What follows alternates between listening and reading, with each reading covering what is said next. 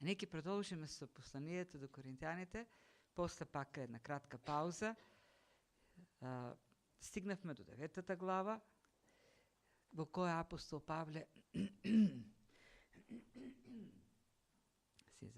во која апостол Павле изнесува заштита за својата служба и објаснува зошто не ги зел, зошто не прима помош од коринтјаните. Очигледно е дека не била така баш пријатна состојбата на Павле во Коринт. Зборовите што ги користи на почетокот на оваа 9 глава асоцираат на сцена на судница. Црквата во Коринт се претворила буквално во судница во која е суден апостол Павле. Тој вели заштита, дека изнесува заштита за судењето кој против него е покренето во црквата.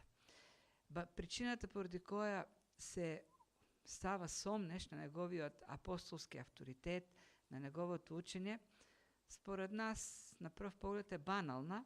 Причината е поради тоа што тој не зима пари од нив.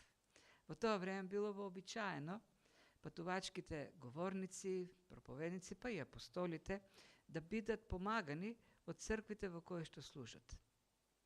Апостол Павле ја откажува таа помош и заклучокот нормално е штом тој не зима пари, па и каков апостол е. Тоест, штом е нешто без пари или штом нешто е ефтино, тоа веројатно и не вреди.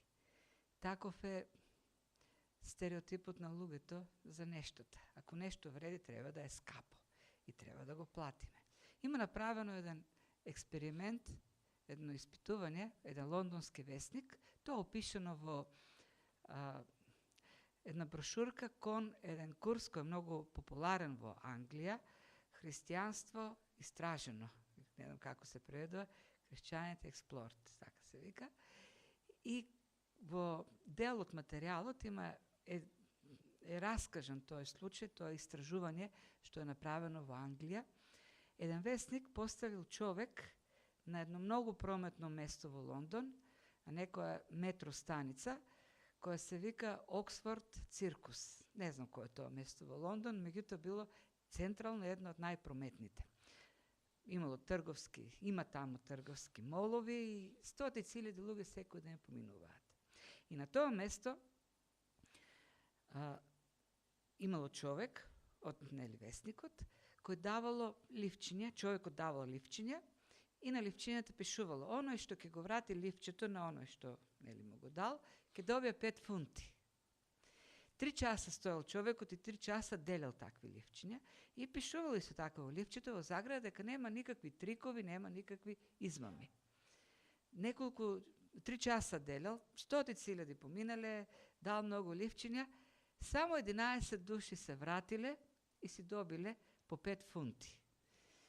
Немало никаква измама. И кој е заклучокот на крајот на тоа испитување? Дека луѓето не се доверуваат, се сомневаат. Ако нешто се нуди бесплатно, сигурно има некаков трик. Кај е трикот сега во сето тоа? Каква е измамата? Апостол Павле вели Евангелието е бесплатно, спасението е бесплатно. И јас сакам да го давам бесплатно. И сомнежот кај луѓето е штом тој не зима пари, значи не е како другите говорници, не е како филозофите, можеби и не чини, штом тој така ги дава нештата без пари. И апостол Павле изнесува во почетокот на 9 глава низа аргументи, со кои тој потврдува дека е апостол, во се е апостол со сите нишани. Исто така покажува дека навистина го има правото во Христос да добива помош од црквата, но се откажува, применувајќи еден принцип кој го обясни пак во 8 глава. Во 8 глава тој говореше за христијанската слобода, за слободата која имаме во Христос, која треба да биде ограничувања тогаш кога таа слобода станува пречка за спасение на други или за растеж на слабиот брат или сестра во верата. Апостол Павле говори за тоа како слабите во верата, кои се соблазнувале од нечистата храна што ја јаделе некои други христијани кои биле силни во верата, во нивна полза тој збори и вели, заради нив, за да не биде товарена нивната совест, да не бидете вие пречка во нивниот христијански растеж, за оние за кој Христос умрел, ограничете ја својата слобода и откажете се од храната која е принесувана на идоли. Не е грев да се јаде таква храна, но тоа е пречка, тоа е еден камен за сопнување за слабите во верата. И овдека во 9 глава, она што го говорил во 8 го применува за самиот себе. И вели, иако во Христос ги имам тие права, јас се ограничувам. Заради доброто на христијаните во Корин. Се откажува од нивната помош, бидејќи така е подобро за самите коринтини. И гледаме коринтијаните како биле, или црквата во Корин била расцепкана на групи. Се расправале меѓу себе, Павлови, Аполосови, имало и некакви други учители кои носеле еретски учења. И апостол Павле не сакал на никаков начин во на таква поделена црква, заради парите што некои ги дават, да биде употребен во некоја група за целите на групата. Било вообичаено, па и денес е така, а и во тоа време уште повеќе, оние говорници што биле плакени за нивната работа, за нивното служење од некакви богати мецени, тие да одработуваат за потребите, за агентите на таквите богати луѓе кои ги плакеле говорниците. Станувале марионетка во нивните раце. И апостол Павле, знаејќи ситуацијата во Коринската црква, не сакал да биде на никаков начин употребен од луѓето, да биде врзан со нивните финансии и на тој начин да направи компромис со чистото евангелие. Се што прави, тој го прави за нивно добро. Тој се откажува од своите права во Христос за доброто на коринтијаните. И тоа е една од причините. Другата причина, која тој исто така е објаснил овдека, е бесплатноста на евангелието, бесплатноста на спасението. Тоа е бесплатно. И тој не сака на никаков начин некој да си помисли во Коринт дека зимајки пари од нив им го продава на некаков начин евангелието. Никој да не си помисли дека тоа може да се купи, дека спасението може да се плати, или дека оние што немаат можност да помагат, ќе ја загубат можноста да го добијат евангелието. Така, во полза на евангелието и во полза на луѓето во Коринт, тој ги прави тие ограничувања. Во љубовта кон нив и ограничува слободата од некакви права. И така потврдува тој во своето служење дека го применува она што го поучува во Коринт. Кога им вели, ако заради љубов кон своите браќа треба да се откажете цел живот да јадете месо, јас ви покажувам како. Од љубов кон вас, за ваше добро се откажувам од ползата што можам да имам финансиска од црквата. И сега од 15 до 18 стих продолжува таа тема, продолжува со таа заштита своја, причините зошто се откажува од своите права во црквата и при тоа дава едни многу вредни поуки за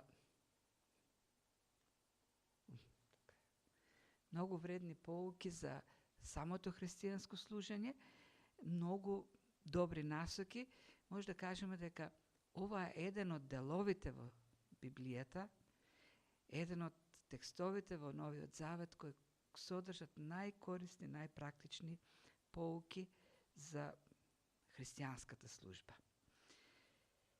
Тоа ќе го видим и следниот пат, кога ќе говори за тоа како тој е многу флексибилен во својата служба, тоест за секого станува се само за да биде придобиен за Христос, за евангелието, а при тоа останува многу покорен на Христовиот закон. Верен на Христос. Флексибилен, но верен до коски на вистината. Во овој дел, 15 до 80 стих, ќе се обидеме да го разгледаме како содржина, што суштината, есенцијата на Павловата служба, зашто збори тој како говори за служба, која она движечка сила, што она што го турка да го прави она што е суштина на неговата служба и на крајот во што ја гледа наградата. Која е неговата сатисфакција, која е платата која тој ја добива. Ај прво да видиме за содржината на неговата служба. Во овие 3 стиха, 4 всушност се, или поточно во 2 од тие 4 стиха, гледате едно зборче кој се често се спомнува, и тоа е најчесто користеното или спомнуваното зборче во текстот, во овие 4 стиха. 3 пати е зборот проповед. Проповедам, проповедајки и така натаму. Има едно правило во екзегетиката, во проучувањето на текстот. Прво нешто што треба да се види е дали доминира, дали е некој зборче често употребливо. И ако има таков случај, тоа значи дека тоа е важно зборче. А ова зборче пак е врзано со неговата служба. И открива која е службата на апостол Павле. Неговата служба, или она за кој што всушност тој одбива да зима пари, е проповедта. И она што ја карактеризира неговата служба е проповедањето. Тоа е суштината на неговата служба. За каква цел Бог ја создава црквата? Која треба да биде основата, суштината, содржината на службата на црквата? Да, црквата треба да води пастирска грижа за верниците. Тоа е важна служба во црквата. Црквата треба да осигури една добра социјална средина на прифаќање, на љубов, грижа еден за друг. Да, во црквата треба да има учеништво, градење на служители. Во црквата треба да има администрирање, менаџирање. И денес тоа е многу популарно.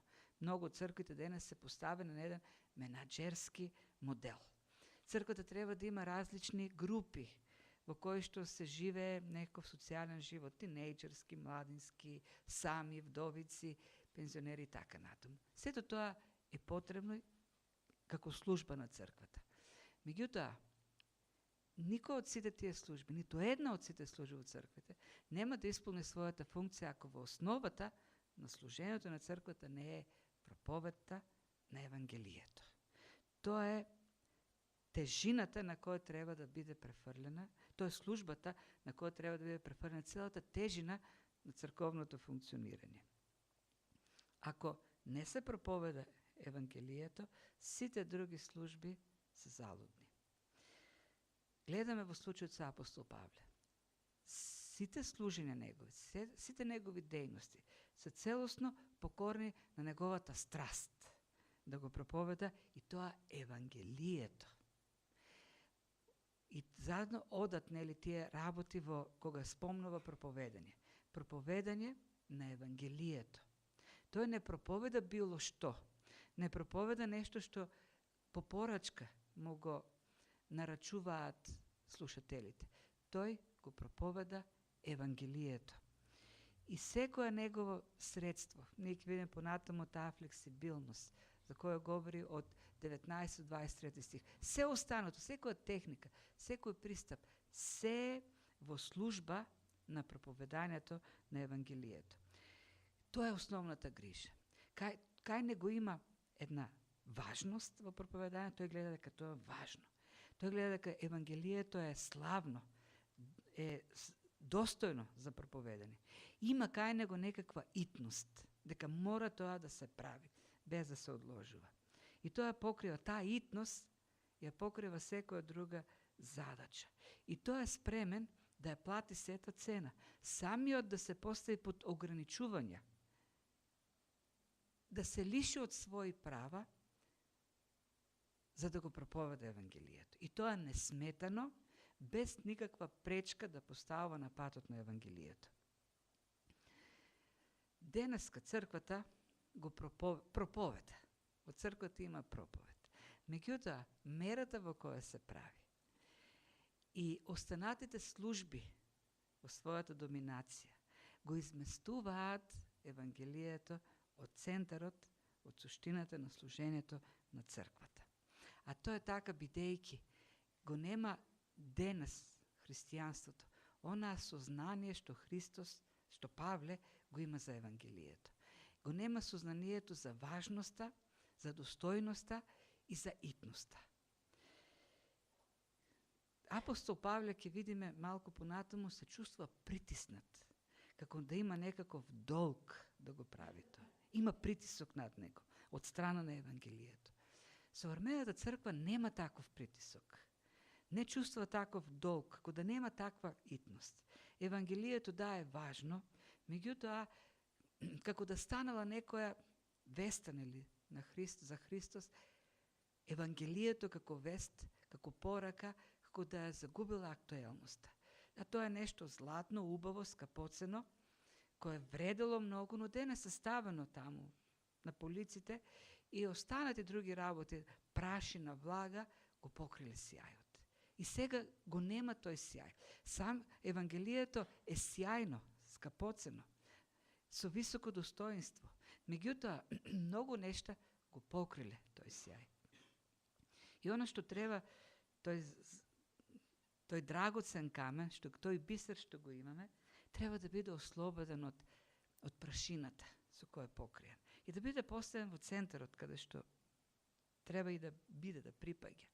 Бидејќи пораката денеска, пораката на црквата, проповета е полна со толку човечки учене и филозофии кои изгледат примамливи денес, кои во очите на црквата изгледат успешни за привлекување на луѓе, а сето тоа го потиска настрана најважното.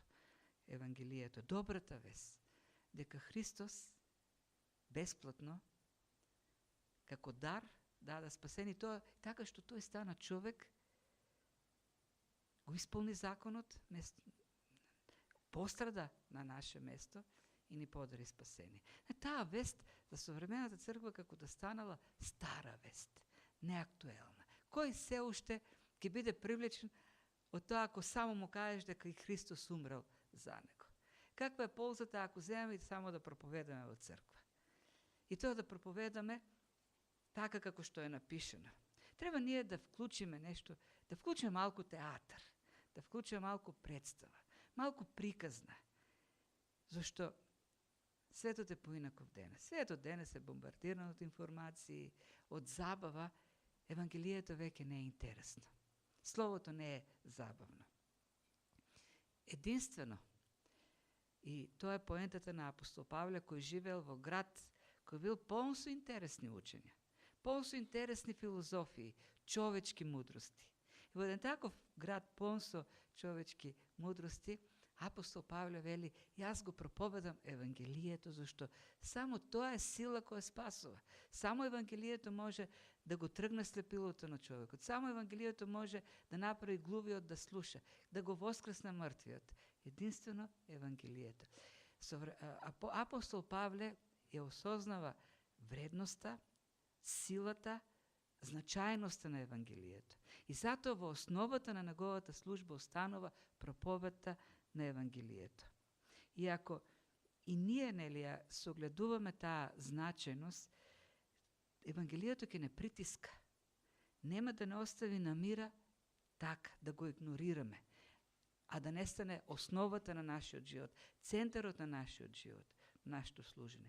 Следниот пат апостол Павле, нели, кој ќе говори кај како што е правил, ќе говорим повеќе за таа страна. Но овдека поентата е нели на мотивот, на притисокот, кој го губи црквата, бидејќи од предвид ја губи и значајноста на самото Евангелие. Апостол Павле има товар на срцето да го проповеда Евангелието. И затоа без приговор, без никаков приговор, иако даде многу аргументи дека ги има сите права да користи привилегии од црквата, без приговор се откажува од се, за да може да исполни единствената задача, да го предава тоа Евангелие. И тоа така како што тој го добил. Глупоста на крстот да ја представи така како што му откриена. Тоа е суштината на неговата служба. А пак, значи, која е движечката сила? Значи, тој го знае и има во предвид значајноста, итноста, важност. Меѓутоа има нешто што така силно го притиска, како што кажа. Вели, зашто ако го проповедам Евангелието, тоа не е за моја пофалба, бидејќи тоа ми е должност, а тешко мене, ако не го проповедам. Ако доброволно го вршам тоа, тогаш имам награда. А ако без своја волја, тогаш тоа е само извршување на служба што ми е доверена. Во овие стихови, неколку 4, овде и понатамо кога говори пак за наградата, како да има некаков конфликт, има некакви несогласувања. Прво вели дека го проповеда Евангелието и тоа не е за негова пофалба, зашто му е должност да го прави. Од друга страна вели пак, ако доброволно го правам, имам награда, зашто ако го правам по принуда, тогаш сум како стюард кој што го прави она што мора да го прави. А во секој случај вели, јас морам да го правам и тешко мене ако не го правам. Која е идејата уствари овдека? Прво вели, должност ми е. Тешко мене ако не го проповедам. Имам награда ако доброволно тоа го правам, но ако без своја волја, тогаш извршувам доверена служба. Службата, зборот служба овдека е важен. Зборот е оикономија. Немамо е доверена служба. Овој збор за втор пат го среќаваме, по втор пат го среќаваме во ова послание. Во 4 глава, 1 стих, апостол Павле го потреби истиот тој збор, кога рече, каде што пишува. И така секој човек нека не смета нас за служители Христови и управници, и тука зборот о икономос, на Божите таинства. А Божите таинства се всушност Евангелието, Божото Слово. Ние сме вели о икономи, или во некој преводи стюарди, или управници, или настојници на Словото. Во Ефесјаните 3 глава тој вели, јас сум управник на Божото Слово, како Слово. Тој дар ми е даден. И сега, која е идејата? Икономите или економите во тоа време, во древноста, биле робови. Робови како другите робови, кои немаат слобода, туку се целосно покорени на Господарот. Господарот им дава задача. Економите имале повисока позиција од другите робови. Тоест, на располагање им бил даван имотот на Господарот, да управуват, да менаџират со имотот на Господарот. Економите, менаџирајќи со имотот на Господарот, управувале и со другите робови. Тоест, и се грижеле за нив, да имаат храна, а исто така им доделувале и задачи, што да работат и надгледувале. Во секој случај, економот, како роб, морал да се грижи за стопанството, за имотот на Господарот, онака како што Господарот сака. Тоа му е должноста. Тој треба да го користи имотот и да придонесува за доброто на имотот. Иста идејата и со она параболата за талантите. Господарот оди на пат, а својот имот го разделува на слугите. На еден дава 5 таланти, на друг 2, на трет 1. Талантите се пари. Парите ги дава на слугите. И што очекува од тие слуги кои се всушност економи? Очекуваат тие да работат и да донесат полза за Господарот. Тоест, економот како роб нема право да решава што ќе прави. Тој има должност. Ти треба да работиш со она што ти е доверено и да работиш во полза на Господарот. Немаш избор. И тоа е идејата овдека на апостол Павле. Јас сум економ на кого што Бог му го доверил Словото. И моја должност пред Господарот, Христос кој ми го дал тоа, е да го проповедам Словото. Јас немам избор. Јас имам долг да го проповедам Словото. Дадено ми е тоа од Господарот. И при тоа, и затоа вели, нема никаква пофалба. Ако проповедам, тоа не е за моја пофалба, тоа ми е должност. Никој економ, за тоа што се врши работата, не добива пофалба од Господарот, зашто тоа е неговата работа. Тоа е неговата должност. И тешко мене, ако не го правам тоа. Тешко на оној роб, што не ги извршува заповедите на Господарот. Е тешко мене. И тоа тешко мене е така сериозен, збор. Во некои преводи се преведува како горко мене. Тој збор го среќаваме во Откровение неколку пати, кога беа најавувани Божите судови и требаш да дојде првото тешко или горко, второто тешко или горко, третото тешко. Исто прави асоциација во Стариот Завет, кога пророците ги најавуваа Божите казни на Израел, го повторуваа тоа тешко вам, која уствари во себе носи страшна осуда, страшна казна. Исаја го користи многу често тоа во првите 6 глави, кога ги изнесува судовите на Бог над Јудеја. Посебно 5 глава е полна со тешко вам, и во 6 глава има еден момент, во последната година на царувањето на Озија, кога служи Исаја во храмот и Божјата слава го исполнува храмот, и тогаш Исаја вели тешко мене. Истиот тој збор, горко мене. Тешко мене зашто ја видов Божјата слава, аз сум човек со нечисти усти и живеам меѓу народ со нечисти уста. Со други зборови Исаја вели истата казна што јас се произнесов на другите, ќе падне и врз мене. И тогаш нели ангел доаѓа, ме очистува устата и го успокојува. И таа идејата на апостол Павле, кога вели тешко мене, тој се навраќа на предупредувањето од Стариот Завет, што пророците ги дава за народот кога Бог нели осудуваше. Иста и идејата од Откровение. Тешко мене. Тешко мене ако не го проповедам Евангелието. Зашто Божјата казна ќе дојде над мене. Тоа вели Павле. Има едно сознание за должност и тоа нешто го мотивира.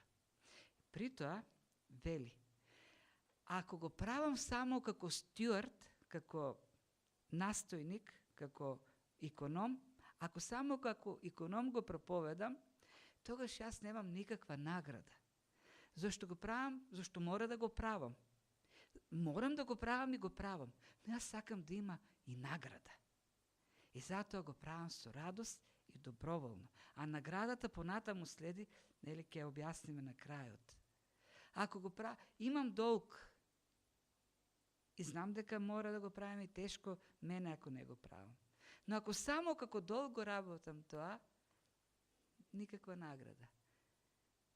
Но јас го работам тоа доброволно, со радост и доаѓа наградата. И наградата не е вашата плата, вели апостол Павле, сосема поинаква. Наградата е кога слободно вака ви го давам Евангелието. Тоа е сознание за должност. Имаме ли ние такво сознание? Кој е настојникот денес на Словото? Кој е економот на Божјото Слово денес? Кои се управителите? Црквата. Ние сме настојници. Нам Бог ни го доверил тоа Слово. Да управуваме со него, да го распределуваме, да го раздаваме, да му служиме, да го проповедаме Евангелието. Црквата го нема тоа чувство за божествениот долг. И нема чувство дека Евангелието е толку важно и Бог ни дал толку нешто скапоцено, што ние мора одговорно, сериозно и посветено да го проповедаме. Ние денес сме западнати во она хуманистичко христијанство, во кој Бог сака да се чувствуваме пријатно и да најдеме нешто што нас ке не задоволи, нас ке не зарадува. Го забораваме чувствот за долг што го имаме. На крајот на краиштата ја губиме во предвид и големата награда што ја искусуваме кога доброволно го правиме она што е нашиот долг. Без тоа чувство за одговорност, Евангелието се помалку и помалку ќе биде присутно, а нашите приказни, филозофии, забави, театри ќе ја губат важноста и силата на Евангелието, а црквата ќе се разорува. Павле вели, имам долг, тешко мене ако не го проповедам. Тоа е неговата сила што го движи. И на крајот говори за наградата, за верната служба. Но јас не ползував ништо од тоа. И не го напишав оба за да се направи така за мене. Тоа е сите тие аргументи што ги даде на почетокот на 9 глава, дека тој има право на награда од црквата, вели не ги напишав сите тие аргументи за да направите така со мене, тоа да ми давате. Зашто за мене подобро е да умрам, отколку некој по фалбата да ми одземе. И се пак тука има некаков конфликт на логичност. Зашто ако го проповедам Евангелието, тоа не е за моја пофалба, бидејќи тоа ме е должност, а тешко мене ако не го проповедам.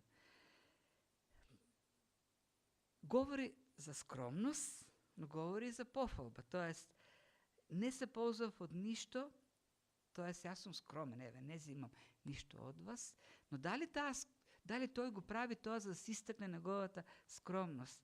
Дали тоа што не зима од нив ништо, пари, плата, дали му дава право сега да се фали колку е скромен? И дали пак се лишува од тој надоместок за да биде забележен од луѓето за тоа колку е скромен, па за да може да се фали. И на крајот на краиштата, ако некој се фали со својата скромност, дали тоа е воопшто скромност? Бидејќи се што е за фалба, нема скромност. Која е тука идејата? Апостол Павле не говори многу за не се фали многу, тоест не користи многу таква фраза јас се фалам, го користи неколку пати. И во сите случаеви е во посланијата до коринтијаните. Или во првото, или во второто. Ние гледаме дека коринтијаните многу се фалеле. Со знаење, со мудрост, со дарби. И апостол Павле неколку пати говори за себе, дека и тој се фали. Меѓутоа, секогаш кога говори за фалба, всушност е нешто што е субверсивно на гордоста, е обратно на гордост. Например, во 2 Коринтини 11:30 вели, ако треба да се фалам, со својата слабост ке се пофалам. Не со мудро сознаење. Зошто? Понатаму пак во 12 глава ни кажува дека во слабоста се покажува Христовата сила. И на крајот на краиштата тој се фали со слабоста, зашто во слабоста всушност се покажува Христовата сила. Тој се фали со слабоста за да може да биде пофален Христос. И останува доследен она со кој завршува по првата глава на првото послание. Кој се фали? Со Господ да се фали. Тој се фали со нешта кои го истакнуваат Бог. Се фалам со својата слабост и во оваа ситуација тој се фали и овдека се фали за на крајот сушност целата пофалба да припадне на Христос, на Евангелието. Тој се фали со ситуација која воопшто не е за пофалба всушност. Се фали со нешта кои секој би ги презрел. Каква е ситуацијата? Ајде да видиме. Тој одбива да земе помош од црквата. Тоа значи дека тој ќе мора да работи. И пише во 19 глава на делата на апостолите, ние знаеме дека Павле правил шатори. Но тоа го знаеме од податокот во црквата во Коринт. Како отиде во Коринт, во 19 глава на делата, што во првите стихови пишува дека таму ги најде Акила и Прискила и со нив почна да произведува шатори. Тој беше во Ефес 2 години. Никаде не пишува дека работел. Тој во Коринт го правеше. Работејќи на шаторите или станувајќи шаторџија во Коринт, тој немал кој знае со што да се фали. Прво, тој губил време. Тој можел тоа време да го употребува за служба. Но морал да се прехранува, произведувајќи шатори.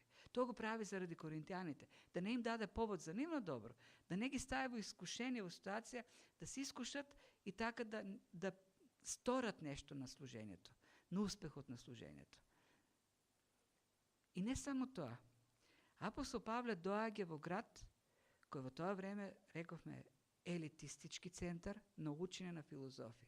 Доаѓале богати филозофи во неубавите облеки и така представувајќи се да понудат учење, филозофи и да привлечат следбеници. Ти морале да покажат некаков висок социјален статус и на тој начин да привлечат, да дадат авторитет и на учењето. И сега представете си во еден таков град, во таков центар, доаѓа шаторџија. Обичен шаторџија. И застанува на Ареопагот, каде што се проповедаат, кај што се изнесуваат големите филозофски лекции, и тој Шадорџи оди таму им вели крстот Исус се патот за спасението. Не знам како да го споредиме тоа денес. Некој дзидар, кај се добрите дзидари, не знам, од некој село, Скопско, доаѓа во Скопје, оди во Ману, им кажува на сите тие таму научници, јас сега ќе ви кажем која е вистината. Необичен дзидар. Павле, како Шадорџија, во Коринт, го проповеда Христовото Евангелие, им дава на тие големи таму учители аргументи во рацете, да им кажат на луѓето, еден ваков ли Шадорџија вие ќе слушате? Тој ли ви ќе ви говори за вечен живот и спасение? И Павле вели, тоа е мојата пофалба. Еден Шадорџија ви дава учење кој на крајот се покажува дека навистина спасува луѓе. Не доаѓа од Со други зборови, Павле сака да каже, јас не можам да направам ништо што самото Евангелие не може да го направи. И ако со што јас можам да се пофалам? Со што јас можам да се представам како заслужен за тоа што се случува меѓу вашата црква и со што на крајот на краиштата јас би можел да ве уценам да ме платите како заслужен? Се преку Христос. Заслугата е на Евангелието. Се е од Него. Нема нешто на светот што јас можам да го направам, а Словото не може да го направи. Има една таква приказна на Лутер, кога веќе реформацијата после неколку децении се расширила низ Германија, соседните земји, извршила големи промени и веќе во поодмината возраст го прашувале Лутер како успеа, како се случи сето тоа. И тој вели, ами додека јас пиев, и буквално вака вели, и додека си пиев пиво со Филип, мисли на Филип Мелахтон, неговиот најдобар соработник и еден од најзаслужните за реформацијата, вели додека си спиев и си пиевме заедно пиво, Словото сето тоа го правеше. Ние го проповедавме Словото, го ширевме Словото и Словото го врши сето тоа. Зашто Словото има сила да работи. И затоа на крајот на 18 стих говори за наградата. Апостол. Каква ми е наградата? Проповедајки да го предавам Евангелието бесплатно, не ползувајќи го своето право од благовестувањето. Тоа е мојата најголема награда. Јас не го правам по принуда тоа. Иако имам долг, како Христов роб, да го проповедам она што тој ме задолжил да го правам. Но мојата најголема награда е кога гледам како слободно давајќи го, без никакви пречки за вас, тоа се шири и го извршува она што треба да го прави Евангелието. За мене најголемата награда е да видам како тоа спасува. Најголемата задоволство што го искусам, срцето ми трепери, вели, кога гледам како се спасуват. И затоа за гркот станувам грк, за робот роб, за без закон, како он е без закон, како без закон, за он е под закон, како под закон, за да бидат на крајот придобиени за Евангелието, придобиени за Христос. Мојата награда, вели апостолот, е да се тргнам од светлината на рефлекторите и да се види јасно Евангелието. Целото внимание да падне врз него. Да гледам како тоа навлегува во животите на луѓето и како тоа променува. Тоа е мојата награда. И со тоа апостол Павле покажува доверба, голема доверба во силата на Евангелието. Невообичаена доверба. Евангелието има моки. И апостол Павле се доверува на таа моки. Тој самиот се поставува во некакви лични ограничувања, се поставува во незавидна ситуација во очите на светот, ги прегрнува буквално тие големи пречки за него, нели? За да ги се тргнат пречките за Евангелието и да биде препознаено како единствена сила што спасува. Верува во силата во мокте на Евангелието. И затоа тој е мотивиран да проповеда и затоа во основата на неговата служба е проповедањето на Евангелието. И можеби тој е еден од одговорите зошто денес црквата во своите методи се помалку го вклучува Евангелието. На што се доверуваме ние, на што се доверува современиот христијанин? Дали се уште веруваме дека Евангелието е единствената сила за спасение или пак си мислиме дека некоја нова мода, црковна, ќе ги привлече луѓето назад кон црквата? Во што е нашата сигурност дека Бог ќе ги оствари ветувањата за црквата, за христијаните, за светот, за нашата земја, за нашиот народ? Мислиме ли дека нашите стратегии, кои треба да бидат модерни во секој случај и по вкусот на овој свет, ќе ги наполнат црквите, или пак едноставно веруваме дека ако го проповедаме Словото, верно, одговорно, тоа ќе ја изврши својата работа. Можеме ли како Павле да кажеме не се срамам од Евангелието на Христос, бидејќи тоа е сила Божја која го спасува секој што верува.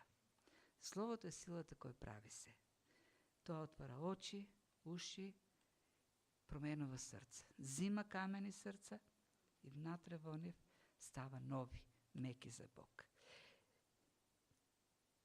Која е основата на нашиот живот? Основата, суштината, нашата христијанска суштина. Која е нашата движечка сила? Имаме ли во нас, чувствуваме ли во нас таков неков товар?